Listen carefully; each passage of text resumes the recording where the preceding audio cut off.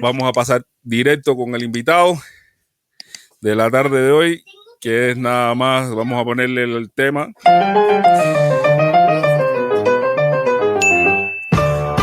Y bienvenida a Arturo López Levi, déjame ponerle el nombre.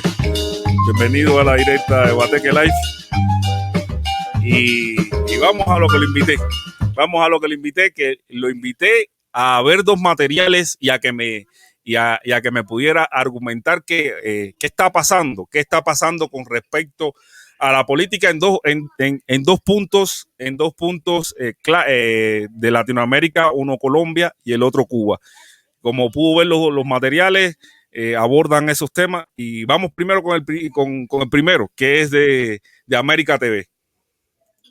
De la Cámara Baja del Congreso ha impuesto condiciones a Colombia para entregar los 38.5 millones de dólares que dan cada año a las Fuerzas Armadas de ese país para luchar contra el narcotráfico. Esta propuesta de ley del Partido Demócrata destruye a Radio y Televisión Martí.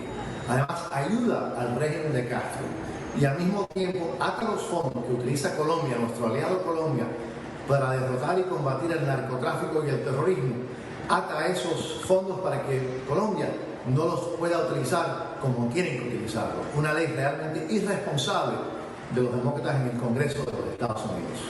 Entre las exigencias a Bogotá antes de desembolsar la ayuda están de que el gobierno se comprometa a proteger a líderes sindicales, comunidades indígenas, perseguir la corrupción y garantizar la independencia de los medios de comunicación.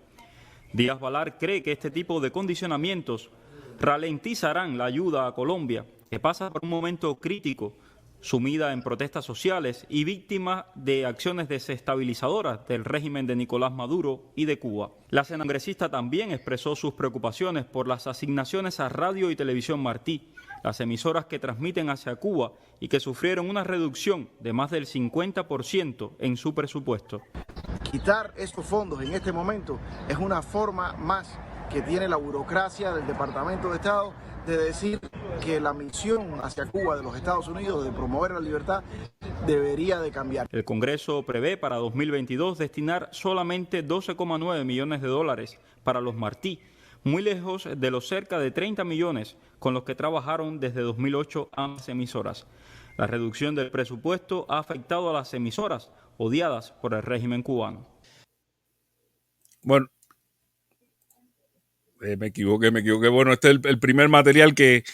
muestro el segundo también. Los dos están a tono. Como quieras. Pero es simplemente para poner en contexto a la audiencia que nos está viendo. Vamos con el segundo entonces.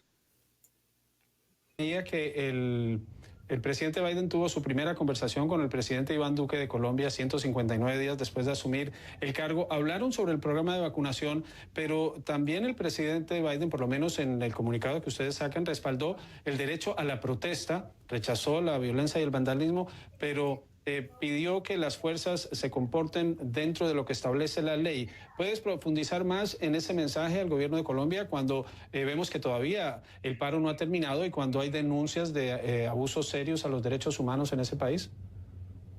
Sí, una clarificación breve, Juan Carlos, es el 80 millones, eso aparte de los 500 mil que se van a compartir, pero también estamos permitiendo que los estados fronterizos compartan también con México y lo que nos sobre en la producción doméstica, todo eso, la región de Latinoamérica y el Caribe van a ser las regiones prioritarias. Entonces, es mucho más de lo que se ve cuando uno comienza a medirlo, pero en cuanto a las protestas, hay muchos paralelos entre lo que está pasando en Colombia y lo que pasó aquí en los Estados Unidos el año pasado. La mayoría de los manifestantes lo están haciendo de forma pacífica y tienen el derecho constitucional fundamental de hacer lo que están haciendo.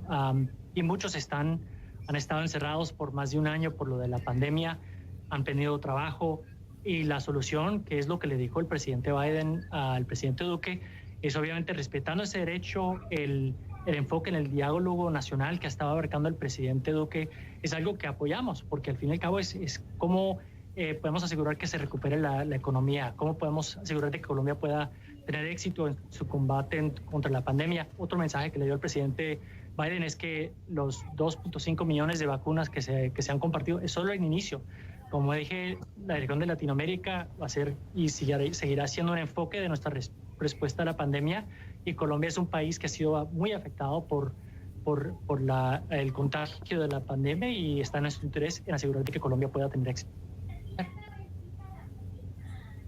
Para terminar, Juan, como candidato, el entonces ex vicepresidente Biden dijo que para cambiar la política hacia Cuba estaba esperando que Cuba cumpliera lo que se comprometió con el gobierno de Barack Obama. ¿A qué se comprometió Cuba que no ha cumplido y qué tan viable es que haya un cambio en la política hacia la isla? Hemos visto un deterioro en la situación de derechos humanos en Cuba. Eso ha sido una gran preocupación del presidente, pero también el presidente también dejó muy claro de que está en nuestro interés en quitar los límites sobre las remesas y la habilidad de que los cubanos americanos puedan viajar a Cuba y restaurar el servicio consular. Eso está en nuestro interés unilateral en hacerlo. Tenemos un argumento fuerte humanitario al respecto, y el presidente nos dirigió a hacer una revisión total de la política hacia Cuba. Al fin y al cabo, los mejores embajadores son los americanos, los cubanos americanos en particular, y esos vínculos directos entre el pueblo americano y el pueblo cubano es lo necesario hacia el cambio. Y tenemos que tener conversaciones serias, pero tenemos que hablar con los cubanos en algún momento, y apenas terminemos esa revisión, tomaremos decisiones al respecto. Pero vuelvo a repetir, la situación de derechos humanos en Cuba ha deteriorado, no ha mejorado desde el 2015, y hoy la situación en el hemisferio, en el mundo, es muy diferente en cuanto a los retos que estamos tratando de combatir alrededor del mundo. Bueno, estos eran los dos materiales que quería compartir fundamental con el público y con usted para obtener un análisis de usted asertivo, que me imagino que va a ser espectacular, sobre estos temas tanto de Colombia como de Cuba. En el caso del material de televisión del Canal 41, donde se habla de que con respecto parece que los demócratas emitieron una ley o están tratando de pasar una ley que limita el presupuesto hacia Colombia, pidiéndole que haya cambios sustanciales en cuanto a las situaciones de derechos humanos en Colombia, y también por otra parte, limita también el presupuesto de TV y de televisión y radio Martí. Y por otra parte, la entrevista de CNN es Juan González.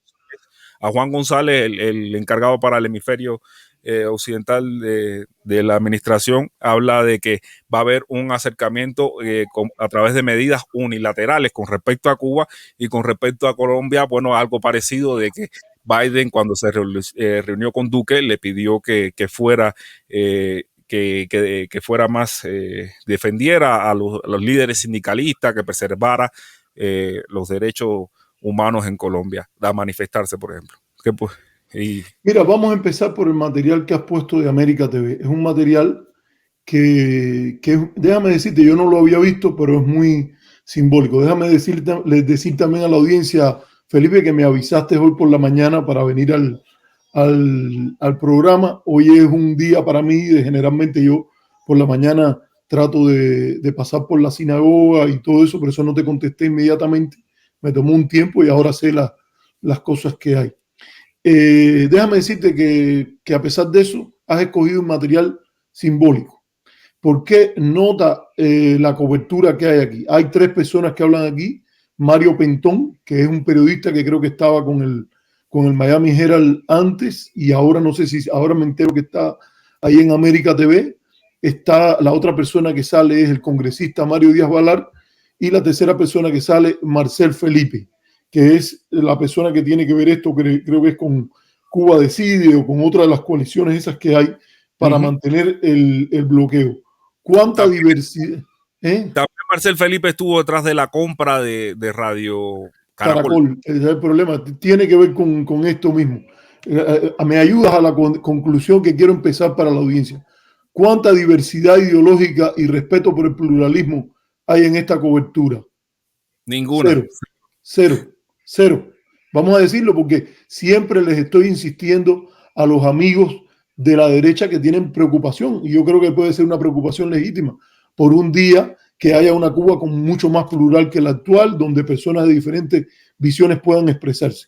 Bueno, yo les he propuesto desde que llegué a los Estados Unidos, desde el 2001, cuando alguien me ha preguntado sobre la situación en Miami y todo eso, siempre hacer una estrategia que he llamado la de la provincia ejemplar.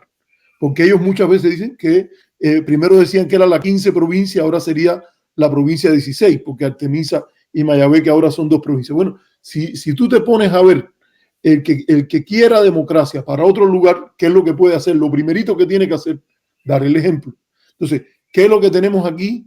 Y este es ya un elemento desde los valores democráticos. Espero que no vuelva de nuevo, porque sé que a veces empiezan los comentarios que me halagan alguna gente, que me dicen cosas buenas, pero que no pongo mi inteligencia al servicio de la lucha democrática. Yo no sé dónde es que yo aquí no estoy poniendo lo que pienso al servicio de la lucha democrática, si lo que les estoy diciendo, vamos a hacer una lucha democrática empezando por dar el ejemplo. No lo hay en este material. Dime tú si me estoy equivocado. No, ¿Qué no, tú piensas de eso? me parece correcto. Me parece que no fue una entrevista balanceada como estamos acostumbrados por el Canal 41. No es algo balanceado. Sí, pero que sea regular no lo hace normal. Que ocurra con regularidad no lo hace normal. Y ellos en cierta época, empezaron a moverse a dar cierta pluralidad. Y yo tengo una mala experiencia con Marcel Felipe. Me invitaron una vez a un debate de eso y el micrófono se quedó abierto.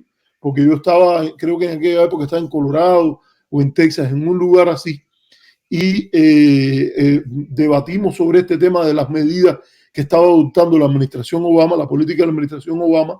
Creo que tenía que ver algo con los editoriales del New York Times. Y lo que se quedó oyendo, que yo dije, vaya, esto es el colmo, es que él dijo, después que el debate no le fue bien, porque debatimos y yo traté desde perspectivas racionales oponerme a la política del bloqueo, que no es tan difícil, para decirlo con claridad, y él al final, cuando ya estaban cerrando los micrófonos, dijo, esto lo vamos a discutir con la dirección porque yo pago este micrófono. Fíjate, te estoy dando una cosa que he dicho en muy pocos otros lugares, pero me dice a mí la esencia de este señor. Vamos a un juego en el cual nos ponen al hombre en tercera y entonces el tipo después, si no anota, viene y dice, oye, pero el umpire cantó bien, ¿no? Las personas, estaba una persona que se llama Félix Guillermo, no me acuerdo el apellido, era el que estaba en el medio y él fue el que dijo eso ahí. Yo ahora no voy a discutir, fíjate, para que quede claro, esto es una anécdota como yo la recuerdo. Si ellos quieren decir que no y buscarlo, porque yo los conozco, puede ser que digan que no fue así, no, o que no lo recuerden de la misma manera. Yo lo recuerdo así y me quedó bien claro el tipo de persona con la cual estaba debatiendo. Ahora, ¿qué te quiero decir para empezar y después vamos a los temas? Porque me gusta deconstruir las cosas. Mario Pentón es una persona que tú sabes que es difícil. Está la famosa frase de Yogi Berra, que es un sinsentido, el gran pelotero, que decía, es muy difícil hacer pronósticos, sobre todo del futuro. Obviamente, todos los pronósticos son del futuro. Él es famoso por esas frases que dice cosas evidentes con un sentido, pero ahora, Mario Pentón es una persona que en una conversación conmigo por Twitter ha fallado en su pronóstico sobre el pasado. Fíjate qué curioso esto, porque él decía que Cuba era que yo al decir de que Cuba era un régimen leninista y no un régimen sultanístico hereditario, dice, otra de las formulaciones para defender al régimen y no sé cosas. Entonces, yo dije, estoy hablando de 2001, 2002, esto ya no fue con él, pero recuerdo que lo dije en Twitter, lo puse en Facebook, todo eso. Yo dije, tú quieres identificar un charlatán que no conoce sobre el sistema en Cuba, es el que te diga que va a haber un tercer Castro después de Raúl en el poder en Cuba. Okay, yo dije, eso es un análisis sencillo, calmado, basado en el conocimiento de las estructuras del sistema, la cultura política postrevolucionaria, las dinámicas ahí me dictaba que eso era evidente. Y que cuando Raúl Castro dijo, yo le voy a pasar el poder, voy a servir 2 términos y después voy a pasarle el poder a otra generación, el famoso video que hubo, que yo nunca lo pude ver, pero pude hablar con otra gente, sobre el tema de cuando removieron a Laje y Felipe.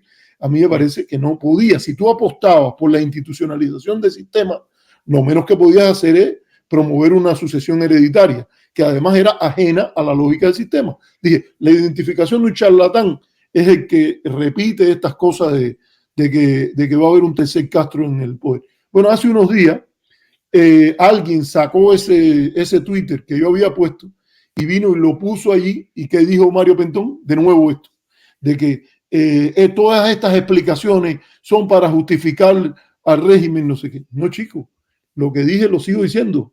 Un régimen leninista no funciona con una lógica hereditaria. Vete a algún lugar, búscate un libro, estudia sobre todos estos temas y aprende. Incluso te voy a decir que eso lo escribí en un artículo que escribí para la New America Foundation, por la cual después fui invitado a conversar con algunas personas, incluso en el Instituto del Servicio Exterior de Estados Unidos. Hizo un seminario allí y no voy a decir los detalles ni nada de eso, pero que se hizo y fui una de las personas que participó. Entonces, ¿qué viene con Mario? ¿Qué viene después? Es la discusión sobre este tema. Con Mario, ahora ya sería el segundo Mario, el miembro del Congreso, Mario Díaz Balart. Primero, hay una situación en Colombia muy compleja, muy compleja. Hay problemas estructurales de la economía colombiana, de un acto de problemas de desempleo, de problemas también de emigración, de expectativas que había en la población colombiana en torno al proceso de paz y lo que podría venir después, que se gestaron durante la administración de Juan Manuel Santos, que ahora han chocado con una realidad muy dura. Y ya ese fermento de inquietud y disatisfacción se estaba notando en una especie de polarización del voto, porque fíjate que se empiezan a votar muchas más personas por la opción de derecha, que representa la visión de ley y orden, de la opción uribista. Me refiero al presidente Álvaro Uribe Vélez, y cuyo hijo político en alguna manera es el presidente Iván Duque. Y el auge que han tenido fuerzas más a la izquierda, como el Polo Democrático, etc. Ahora, ¿qué es lo que pasó con esto? Esto de que se dice que estos disturbios los monta Venezuela, los monta Cuba, yo creo que eso es no entender la importancia que tiene la dinámica interna de un país tan grande como es Colombia. Y por mucho que haya querido hacer, vamos a suponer que Venezuela hubiese querido apoyar a las fuerzas de izquierda radical ahí en Colombia, que por cierto, la izquierda colombiana tiene sus propias características. Yo creo que no hubiesen podido gestar un paro nacional del que ha ocurrido. Y si vemos las declaraciones, por ejemplo, de las figuras más importantes de esa izquierda colombiana, en primer lugar, el senador Gustavo Petro, que fue ex candidato presidencial y yo creo que es lo más probable que corra en las elecciones que vienen, ha sido llamar a evitar la violencia, e incluso ha llamado a no usar los cierres de carretera, y hay un grupo de personas que están en un estallido social incontrolable. Entonces, yo creo que ha habido un llamado a la clase política colombiana, y la acción de la administración Biden está en línea con las fuerzas que dentro de la política democrática de los Estados Unidos han abogado por cierta restricción en el apoyo a la clase política dominante en Colombia por muchos años. Voy a mencionarte a una persona que ha tenido muy buenas posturas acerca de Cuba. Te digo, los cubanos en cierta medida deberíamos tenerlo en cuenta, los cubanos americanos particularmente, y bueno, tú eres emigrado en México, a lo mejor no tienes por qué estar tan empapado en esto, pero es el senador Patrick Leahy. Senador Patrick Leahy, que es el presidente pro tempore del Congreso, porque es el senador con más seniority, quiere decir con más tiempo en el Congreso. El senador Patrick Leahy, muy temprano, para bien de los Estados Unidos, contra el tipo de derecha anticomunista y antidemocrática que caracteriza a Mario Díaz Balart, a su propio hermano y a otros, él muy temprano, sabiendo el daño que le hacía al prestigio de los Estados Unidos, pasó lo que se conoce como la enmienda Leahy, en honor a su apellido. Por cierto, no sé si lo sabe, para decirte algo curioso, el senador Leahy es fanático de Batman y tiene un hijo que es actor y él actúa en una de las películas de Batman, que es una curiosidad interesante. Ahora, el senador Leahy pasó una enmienda que establece que Estados Unidos debe analizar el performance, la gestión de cualquier unidad militar que reciba apoyo o entrenamiento por parte de Estados Unidos.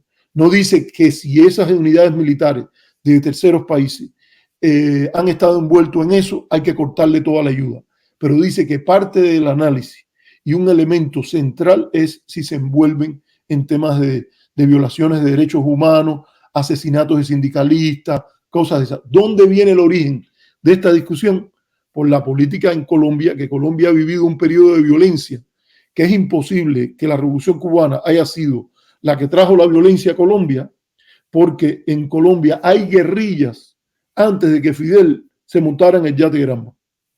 Para hablarte claro, la república llamada la República Guerrillera de Marquetalia, que era por el tiro fijo, que no me acuerdo ahora el nombre, era conocido por Manuel Marulanda, antecede a la Revolución Cubana. O sea, ahí hay un periodo que incluso bajo gobiernos relativamente democráticos en las ciudades era usado paralelamente mecanismos paramilitares.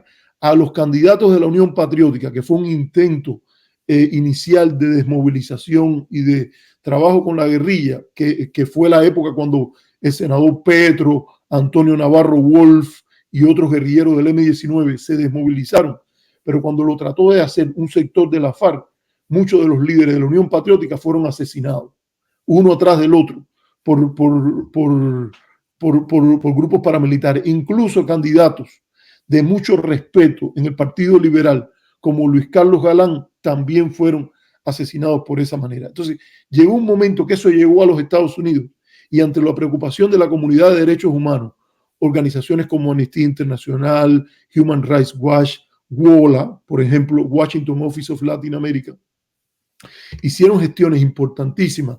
COA, el Consejo de Asuntos Hemisféricos, del cual yo he sido senior fellow o investigador principal, pro bono, porque lo he hecho pro bono. El Centro, por ejemplo, para la política, Centro for Economic Policy Research, Centro de la Investigación sobre Política Económica, pero que tiene una agenda más grande, también han llamado la importancia de que los Estados Unidos tengan una dimensión de derechos humanos en la política hacia los países de la región y otros países. Entonces, eso se convirtió en parte de la política norteamericana. Es cierto que se hizo contra la resistencia. Esto empezó en la administración Carter, pero en la época de Reagan, desde el Congreso, el senador Leahy, por ejemplo, jugó un papel muy importante en ese sentido. ¿Qué te quiero decir? Para no extender esto mucho, que el tema de derechos humanos en la política de Colombia siempre ha sido motivo de monitoreo. ¿Por qué, Felipe? Bueno, porque es un país que tiene un récord de asesinatos de líderes sindicales, de desapariciones, y que incluso ha convivido side by side, lado a lado, con un funcionamiento del sistema liberal democrático a nivel de competencia de partidos políticos y esas cosas. Entonces, ¿qué te quiero decir? Que lo que se ha puesto, lo que explica Juan González, ahí no es nada sorprendente.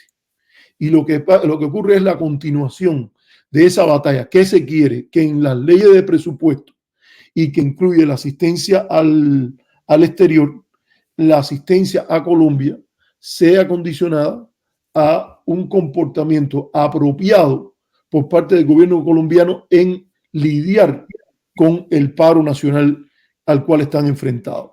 Entonces, yo creo que ahí hay un espacio grandísimo de relación para decirte, yo no me opongo a que esto es diferente de un bloqueo. Fíjate que como están hablando la gente, que te dicen, alguna gente te dice de esta derecha manipuladora, porque fíjate que esto demuestra cómo muchas veces sus argumentos no ruedan de buena fe.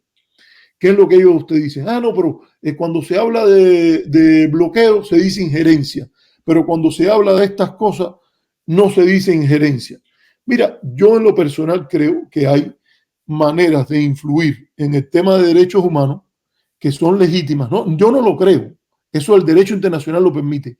Hay formas de influir en temas de derechos humanos que son legítimas y formas que no lo son. Por ejemplo, sanciones unilaterales, esto sin tener en cuenta el impacto en las personas vulnerables, en las poblaciones más vulnerables, todas esas cosas que hemos hablado de bloqueo, para no extenderme ahora ahí, Sí. no son permitidas bajo el derecho internacional. La ayuda condicionada sí está permitida. Hay muchos estados que han considerado apropiado decirte, mira, México, por decir el país donde tú vives, nosotros sí vamos a apoyar la lucha tuya contra las drogas, pero como parte del análisis que vamos a hacer, vamos a valorar cómo tú eres respetuoso del debido proceso cuando se arresten a las personas, que investiguen las violaciones de derechos humanos como pasó en Ayotzinapa. Ese tipo de cosas se condicionan y eso es legítimo. Yo, por ejemplo, no estaría en contra de que en ciertas cosas, un día que no haya el bloqueo, que se saque totalmente de la mesa. Fíjate, que ya quede claro, la opción militar que la derecha cubana vuelve a agitar, porque no sé si viste que hace recientemente Carlos Alberto Montaner volvió a invocar que ocurriera una intervención militar en Cuba. Sí, entonces, cuando todo eso esté fuera, yo estaría dispuesto, no hay bloqueo, no hay sanciones, no sé qué, que incluso yo creo que hay algunas sanciones que podrían ser permitidas. Pero para decirte que hubiese una ayuda condicionada a Cuba, a mí no me parece que es una violación de derechos humanos. Para poner el mismo ejemplo, la injerencia que están diciendo como equivalente no busca un cambio de régimen, no busca un cambio de gobierno, no busca imponer desde fuera una identidad política. Lo que busca es un cambio de comportamiento y un cambio de comportamiento respaldado por los estándares internacionales. ¿Cuáles son los estándares internacionales? Si a ti no te gusta lo que hace un líder sindical, los líderes paramilitares tuyos o la gente, primero no tienes que tener líderes paramilitares y segundo, nadie tiene el derecho a ir y matar a los sindicalistas que no te gustan. Y si los matan, aunque vengan de tu sector, de la extrema derecha, de la extrema izquierda, de donde vengan, tu función es abrir una investigación y perseguirlos y arrestarlos y llevarlos a juicio. Y por cierto, porque yo sé que a veces la derecha y cierta izquierda radical se torna violenta en esos casos, si son responsables de la muerte de alguien y no quieren ser arrestados y se resisten con violencia y no se pueden ser arrestados, someterlos a la violencia, a la obediencia de la ley por todos los medios a su alcance, incluyendo el uso de la fuerza. Eso me parece a mí claro. Ahora, debido a la histórica tolerancia de la derecha colombiana a acciones de este tipo, el gobierno norteamericano ha adoptado esta postura. No sé qué es lo que quiere defender Mario Díaz Balart, o yo sé lo que quiere defender: la solidaridad anticomunista por encima de todo. Esta gente se levantan, se duermen, almuerzan, comen y desayunan, no como demócratas. Eso es lo que nos dicen para que nosotros no lo creamos. ¿Me entiendes? Ellos te dicen que darían la vida para que tú tuvieras la libertad de decir todo lo que tú piensas, pero no lo practican. No lo practican en sus programas de televisión porque no te dan chance a nadie. Si ellos quieren a alguien en Miami que quiera decir lo que yo estoy diciendo de Colombia, fíjate, para que no me tengan que llamar a mí a California, yo les puedo dar el nombre.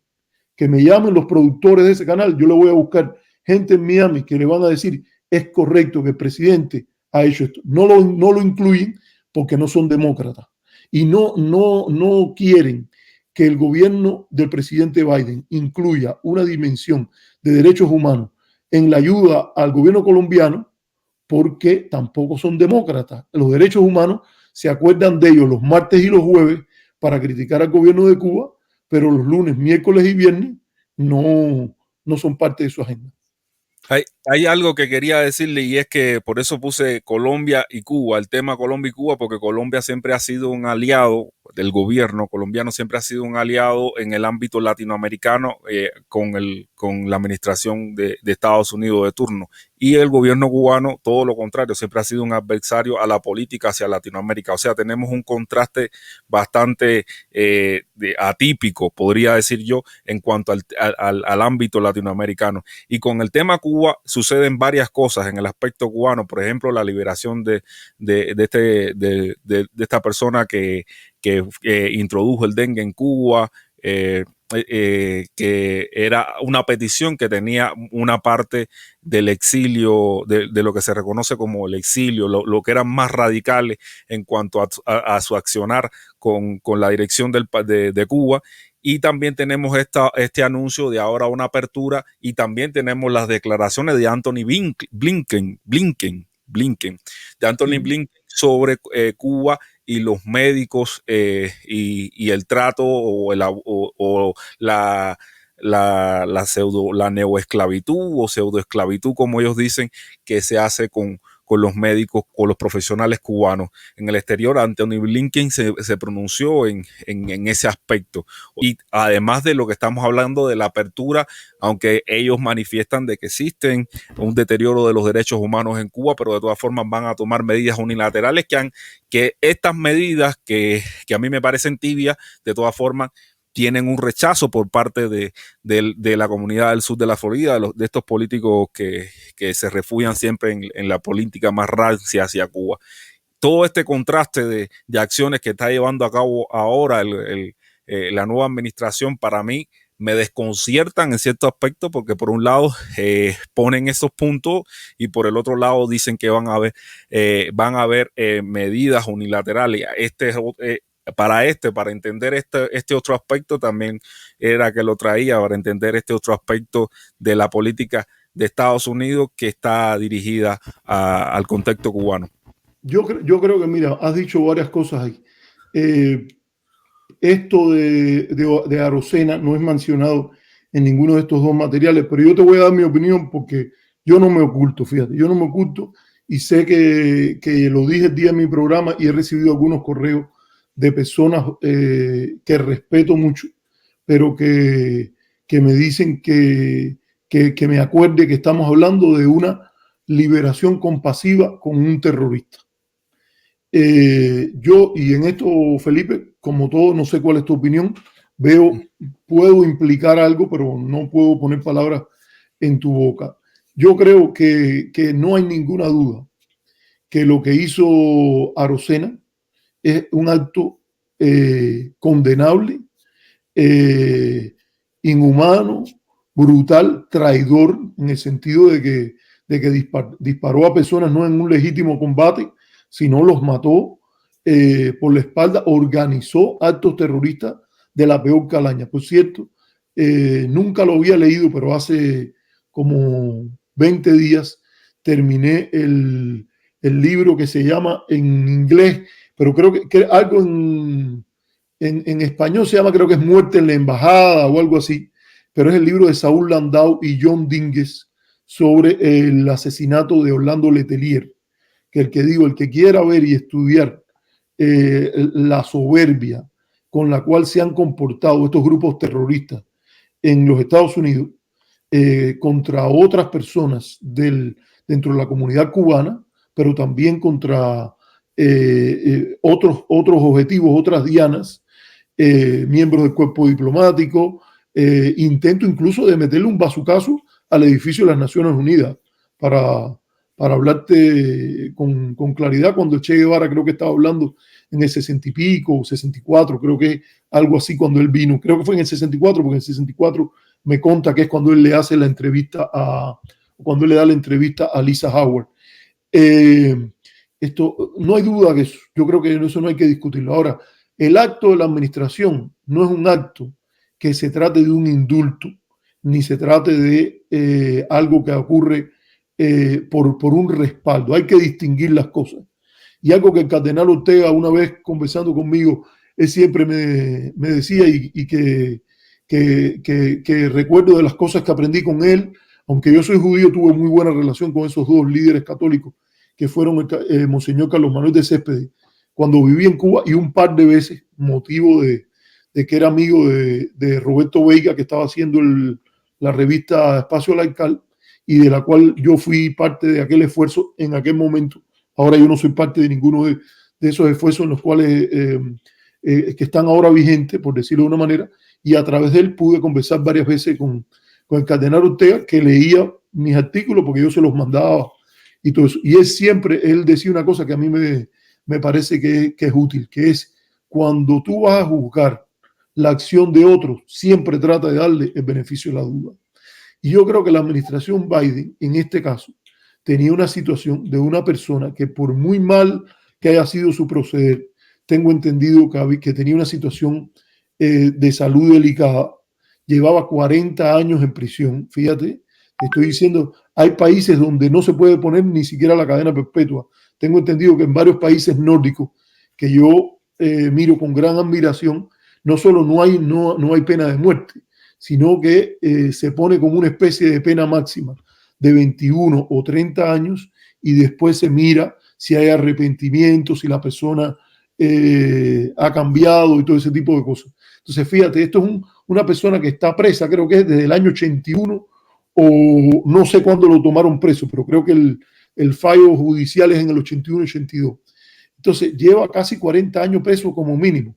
Y la liberación que obtiene no es un indulto, es una liberación compasiva para una persona de edad, todo ese tipo de cosas. Tú a mí me preguntas, yo creo que no en principio no se puede ver eso como una complicidad de la administración con el récord de Arocena. Y la compasión bien entendida, y te lo digo porque he tenido personas en mi familia que por ejemplo, una de mis bisabuelas, yo tuve una tía abuela que estuvo envuelta en actividades importantes de armadas, de incendios y esas cosas contra la revolución.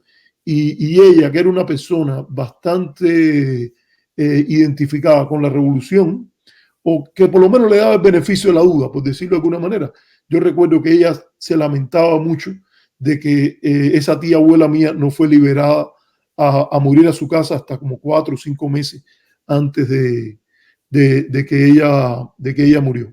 Entonces, ¿qué es lo que te quiero decir con esto?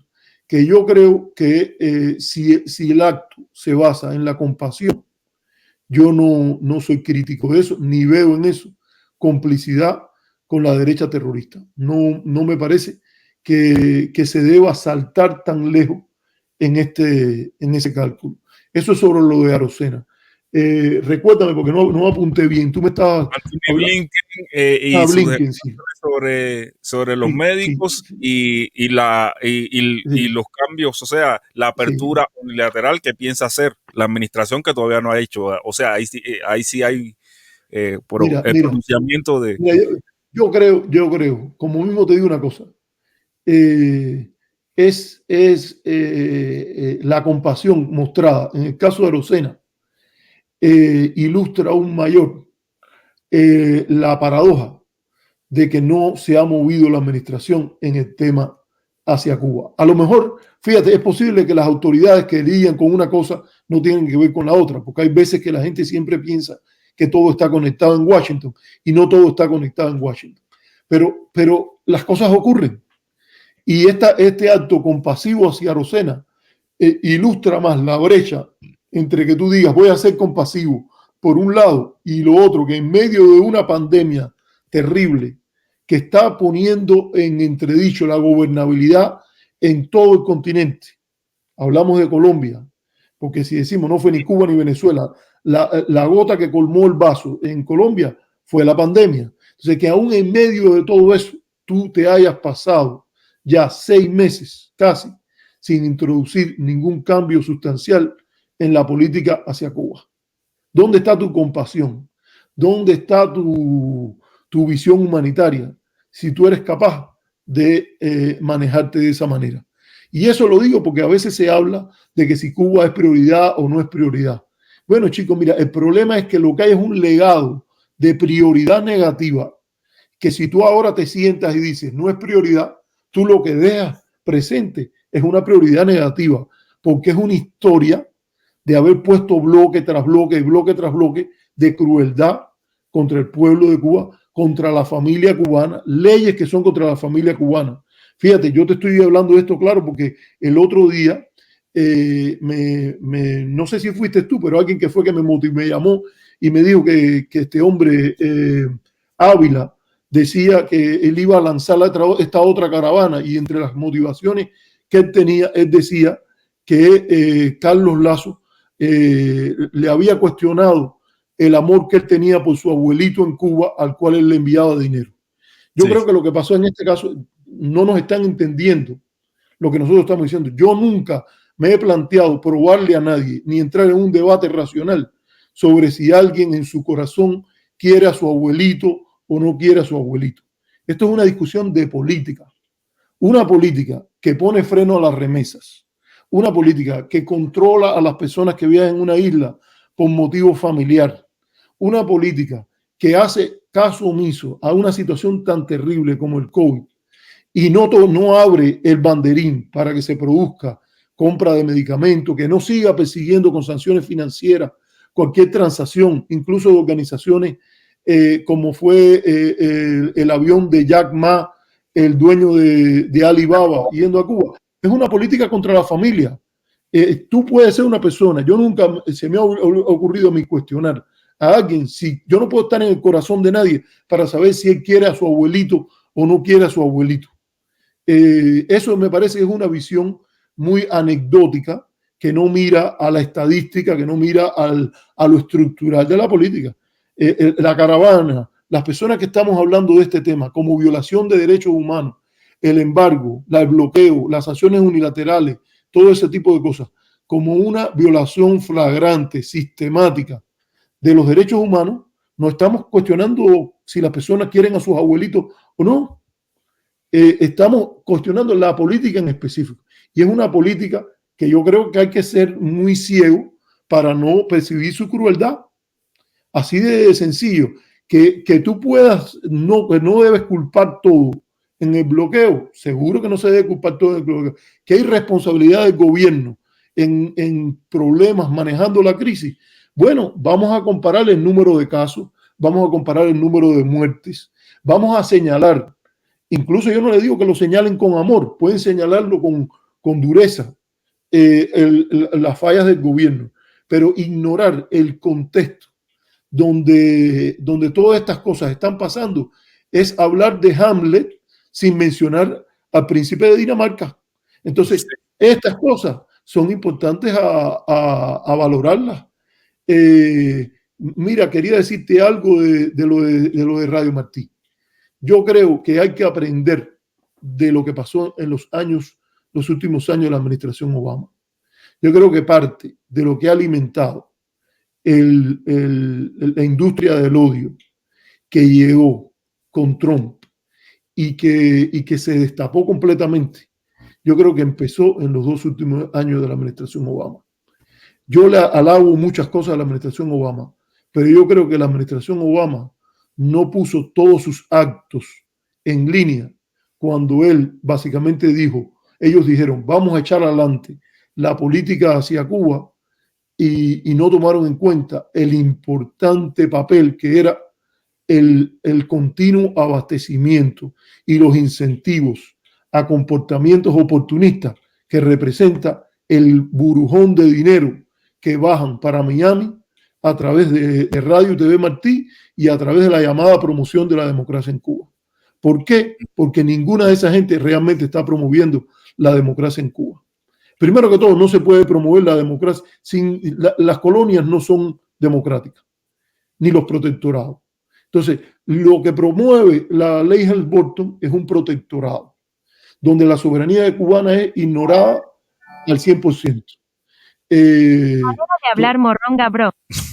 Ok, mira, interesante la manera tan civilizada que tiene esta gente de comportarse, pero sigan donando dinero. Fíjate, cada vez que me interrumpan, aunque sea con una cosa de esa, déjalo, Felipe, que donen dinero hacia los sectores que estamos por un cambio de política hacia Cuba.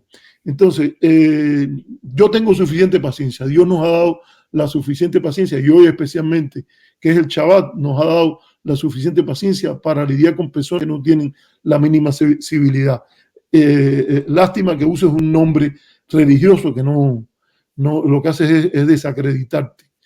Entonces, te estaba diciendo, ¿qué dice Díaz Balar? Que esto es una cosa terrible para la democracia en Cuba. Yo creo que no, a la larga va a ser positivo, y ojalá que se produzca una reevaluación seria de todas estas cosas que están pasando. Cada día que se pueda, fíjate, cada día que se pueda pedir una investigación de dónde se gasta el dinero de Radio TV Martí. Es una expedición de pesquería a ver a quién podemos pescar ahí haciendo algo mal hecho. Porque todo ese dinero, generalmente, igual que el de la NET y el de la USAID, aprobado bajo la sección 109 de la ley Helms, no te dejes engañar, ni en México, ni en Estados Unidos.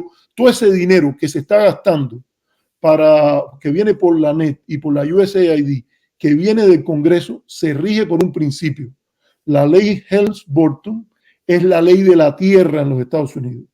Y todo fondo aprobado se supone que sea para promover los derechos humanos dentro del espíritu y los objetivos de la ley.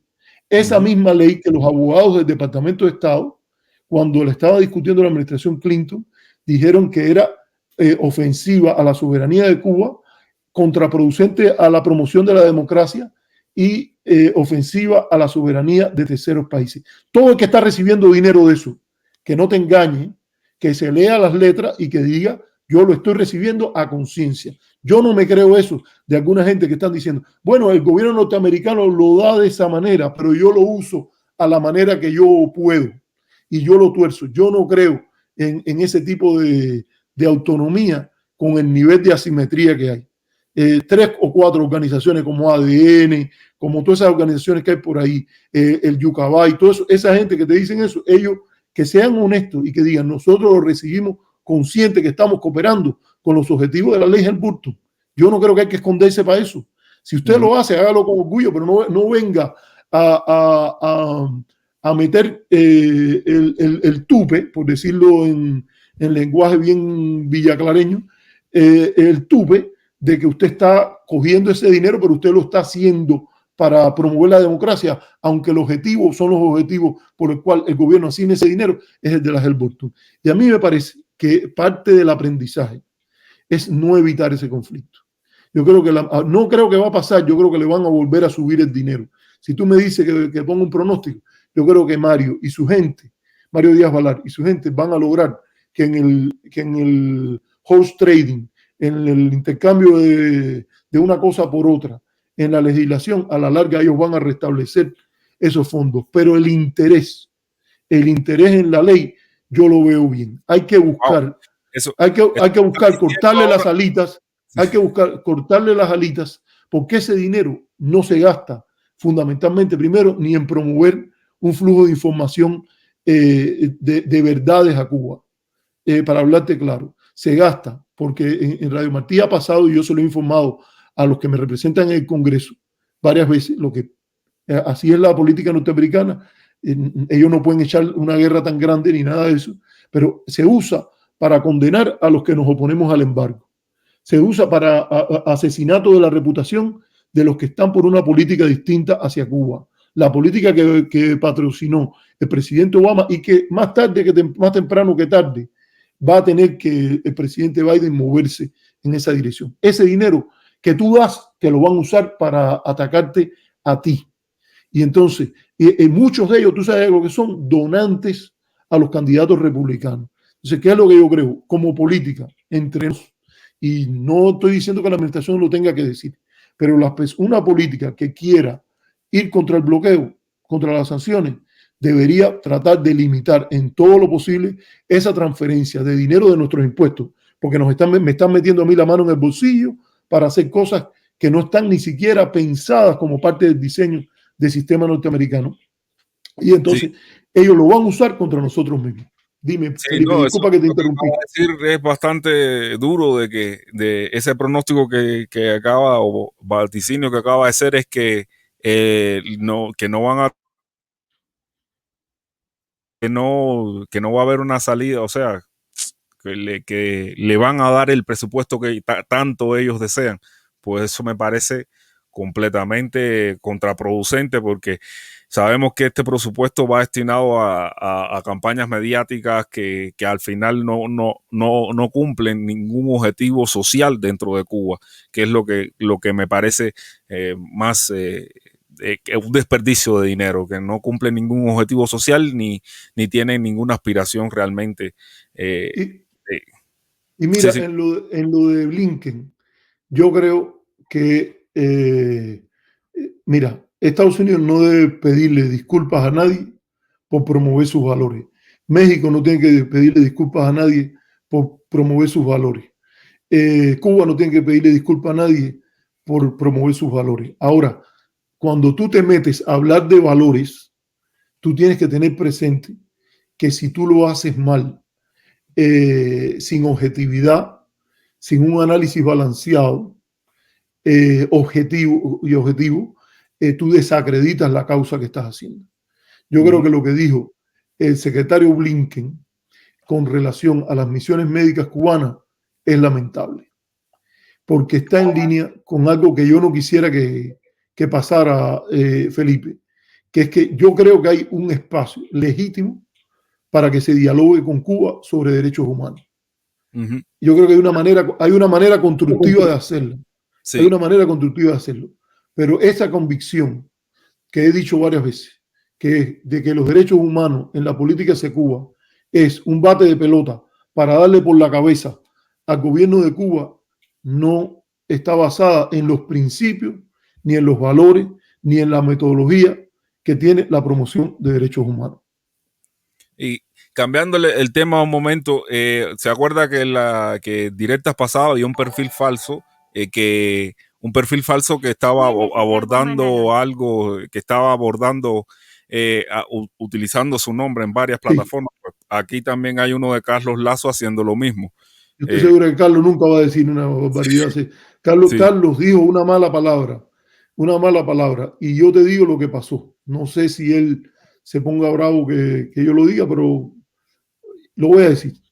Yo lo llamé y fíjate, una cosa que me habló bien de él es que en el primer momento yo le dije, Carlos, cuida, porque si tú tienes un mensaje de reconciliación, el lenguaje es parte de esa dinámica. Y Carlos inmediatamente me dijo, Arturo, fue un mal momento, no sé qué, estaba hirviendo por lo que habían hecho esta gente allá. Y tuvo para hablarlo de alguna manera, hay malas palabras que después cuando yo vi todo, yo dije, hay malas palabras que son buenas palabras en un específico contexto. Pero eso se degrada cuando se usa ese lenguaje noche, tarde y madrugada. Ya esa persona ha puesto ya tres mensajes o ese grupo, por decirlo, ese sector aquí en tu directa, que todo lo que ha hecho es hablar en mala forma. Y eso no tiene nada que ver con la humildad, ni que así habla el pueblo, ni nada de eso. Puede ser que en un momento se te salga una palabra, pero tú por principio no debes cultivar eso que ni además ayuda a definir nada. Sí, dice, hay una persona que se llama Adis León Naranjo, que Carlos se disculpó. Sí, Carlos se disculpó. Y yo no sé, yo te digo, vi lo de lo que dijo este señor, ¿cómo se llama?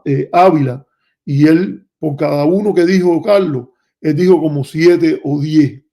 Y por cierto, dijo que en la manifestación de él iba a haber 20 veces más. Fíjate qué estándar más alto él se puso y cómo valora la honorabilidad de sus palabras.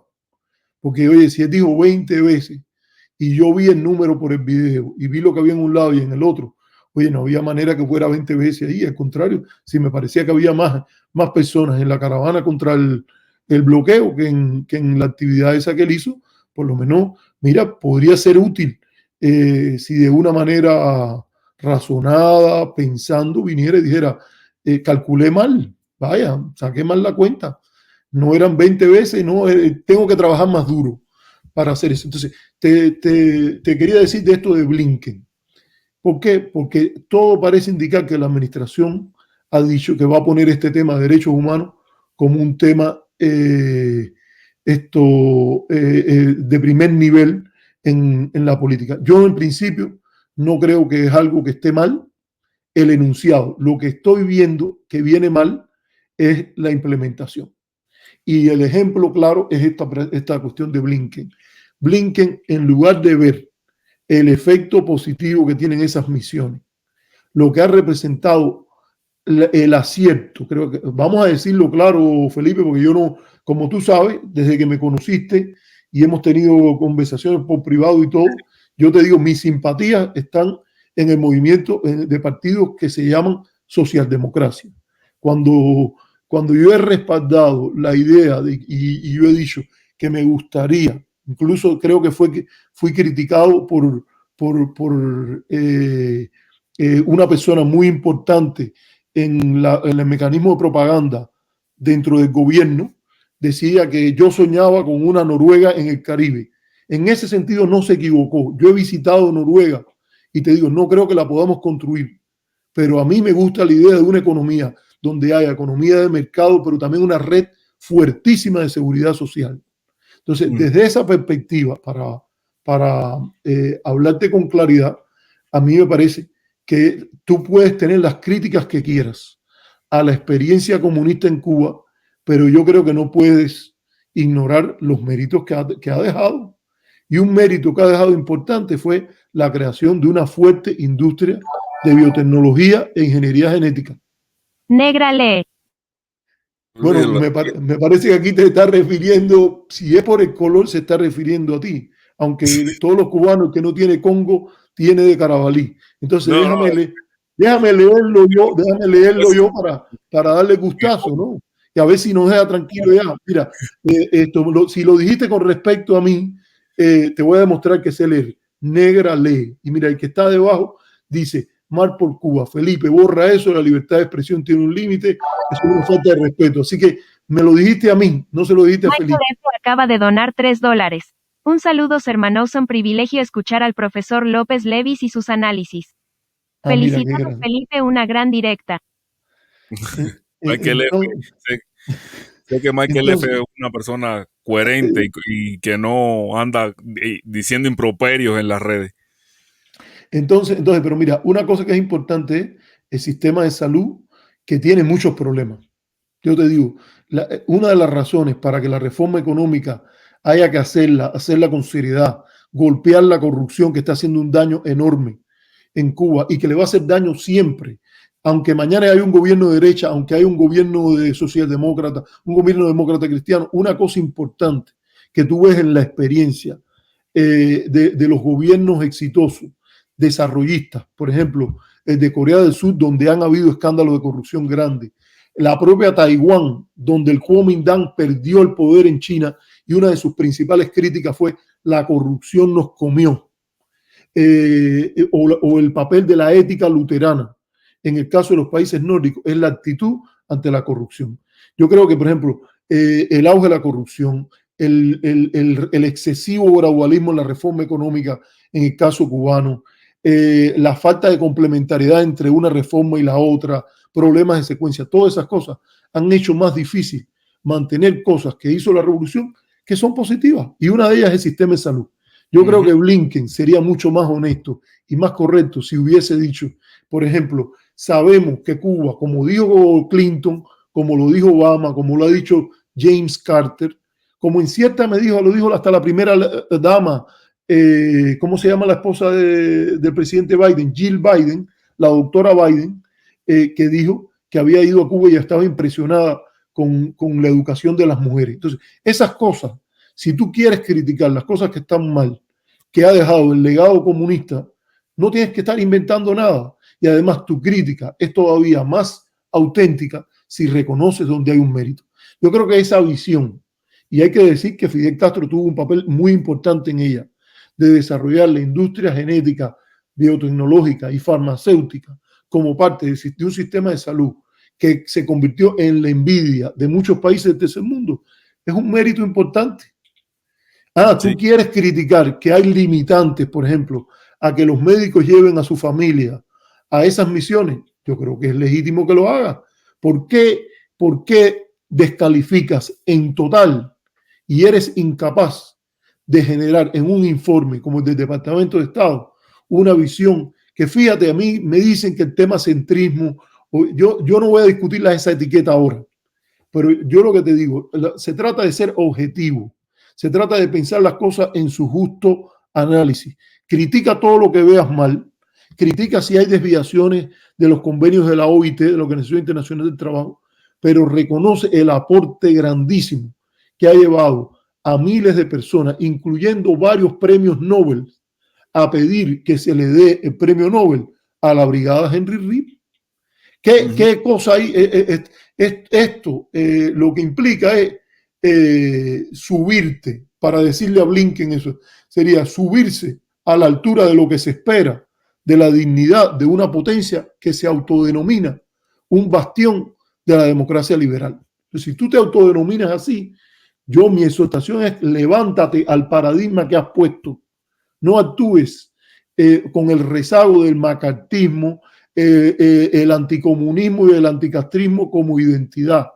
Sé primero que todo un auténtico gobernante asociado a un partido demócrata que en muchas cosas ya se está moviendo a pedir que el derecho a la salud sea un derecho universal, como lo consagra la Declaración Universal de Derechos Humanos, y que cualquier gobierno, si fuese responsable, o cualquier oposición, si fuese leal al país y responsable, diría: nosotros discrepamos con el gobierno cubano en el tipo de sistema electoral que tiene, pero cuenten con nosotros 100% para poner impuestos altos para mantener a la vez un sistema de salud que no deje fuera de su atención a nadie. Porque si vamos a ver como paradigma de derechos humanos, un país como Dinamarca, como Noruega, cumple más con el paradigma de derechos humanos, incluyendo el derecho a la salud, que en un lugar donde habían, antes del Obamacare, el Obamacare sumó 20 millones, Felipe, a gente que tuvieron seguro médico, y todavía no cubre a todo el mundo. No hay un sistema único que cubra a todo el mundo. Entonces, vamos a ser objetivos. Si vamos a hablar de derechos humanos, no es lo que te guste a ti, ni lo que me guste a mí, ni lo que le guste a Blinken.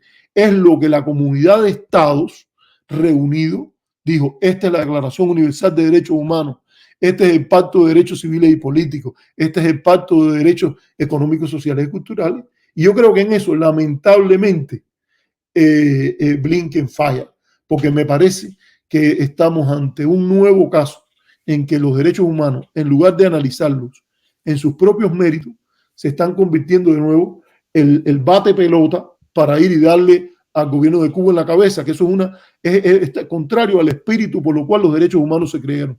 Se crearon para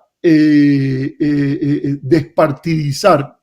Yo no digo desideologizar, porque tienen una matriz ideológica. Tienen una matriz ideológica socialdemócrata, demócrata cristiana, de ese tipo. Pero para despartizar la defensa de los derechos humanos. Bueno, yo he estado compartiéndole el link a Carlos Lazo para que participara con nosotros. Abajo el bloqueo. Gracias a Ángel Hernández por ese superchat, y he estado compartiéndole el link a Carlos Lazo para que entre a la directa. Desafortunadamente sí me respondió Enrique y me dijo que iban a entrar dentro de un momento, pero ese momento ya iba hace rato. No, si entran ya yo me voy, porque yo te dije que iba a estar media hora, una hora, y yo creo que ya ha pasado el tiempo. Y ya abordaron los temas, por lo que lo había invitado aquí a que participara en esta directa de hoy. Como puede ver los comentarios, discúlpeme por los comentarios groseros de San Juan, San Juan Ban, que antes era San Juan Bautista, ahora es San Juan Ban, se creó un nuevo San Juan.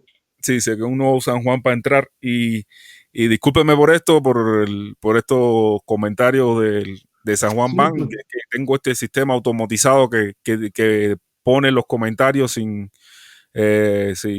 para evitarme, porque cuando estoy en las otras cámaras, por eso lo tengo implementado así, no es por otra cosa. Y bueno, discúlpeme por eso, y gracias por haber estado aquí. Gracias por haber estado. Es un gusto y felicidades por el trabajo de tratar desde estos medios alternativos presentar una verdad distinta, razonada. Gracias a esta persona que dice esto. Me hace una pregunta pero yo creo que vamos a dejarla para la próxima, Felipe, para que tú tengas tiempo de hacer lo que estás haciendo aquí y sigas tu plan.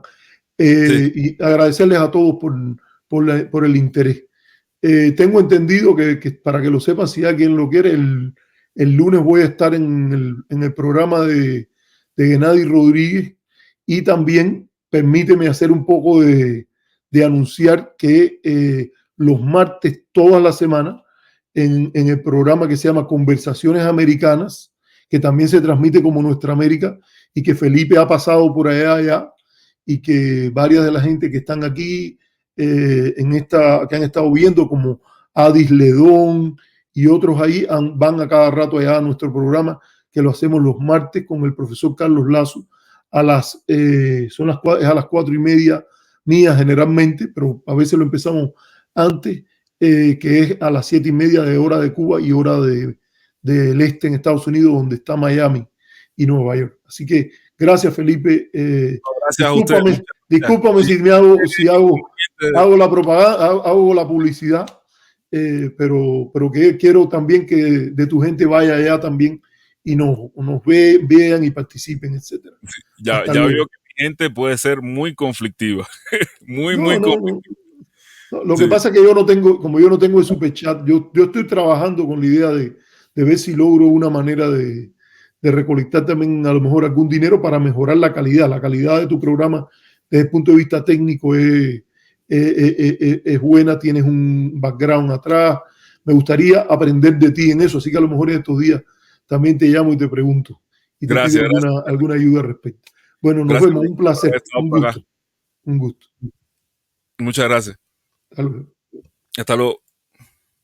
Bueno, señores, este fue el profesor Arturo López Levy, doctor en Ciencias Políticas, que estuvo acá con nosotros para compartir, disculpen, sus opiniones sobre lo que le mostré, para compartir las opiniones que, si no vieron, pueden ir al principio de este debate, bueno, más que debate, de esta intervención del doctor Arturo López Levy sobre lo que habló el gobierno norteamericano acerca de Colombia y de Estados Unidos. No solamente lo que se dijo, sino también de los pasos que ha dado en este sentido. Voy a compartir el link después de leer al boricua Telemilla 90, que dice: buenas tardes, Felipe, López Levis, y al chat.